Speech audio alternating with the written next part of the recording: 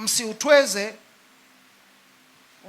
unabii, lakini msijaribu kila roho, kwamba msi silence unabii, lakini msijaribu kila roho. Lakini ninajaribu vipi kila roho? Kwanza ninalijua neno la Baba yangu. Kwa unavyokuja kuniletea unabii, huji kuniletea kitu kigeni, unakuja kuniletea kitu kitakacho confirm. Ukienda kwa nabii unategemea kusikia mambo mageni, there's a problem, kwa sababu unaweza ukayasikia kweli. Unavyokwenda kwa nabii lazima uende na Mungu, kwa sababu hana kitu yeye ambacho ndani yako hakimo.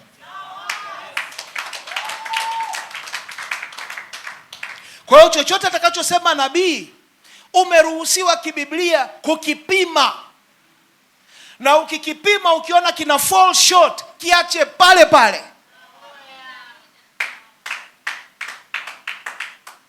Kwa sababu lazima kwanza unabii huo lazima uwe unaendana na pendo la Kristo.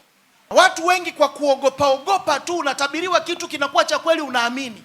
Kwani mlidhani nabii wa uongo anatabiri uongo? Angekuwa anatabiri uongo angeitwa nabii? Ni nabii. Ina maana anachosema ni kweli, ila yeye ni wa uongo.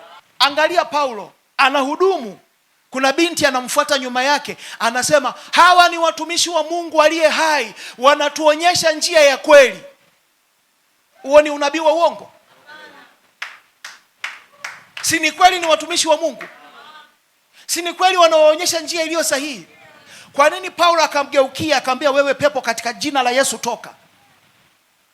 Kwa nini? Ni kwa sababu unabii ulikuwa wa kweli, lakini nabii alikuwa wa uongo. Sasa only the voice of God in you can separate the two. Mtu sio rahisi kukuyumbisha tu na sauti ya kinabii. Manabii wana mikwala, Mungu atusaidie. Yaani sauti fulani ya kinabii. Manabii ni kweli kabisa wapo. Mimi ninawafahamu. To this day ninawafahamu manabii ambao wapo. Nina watu ambao ninajua kabisa huyu jamaa nabii. I know.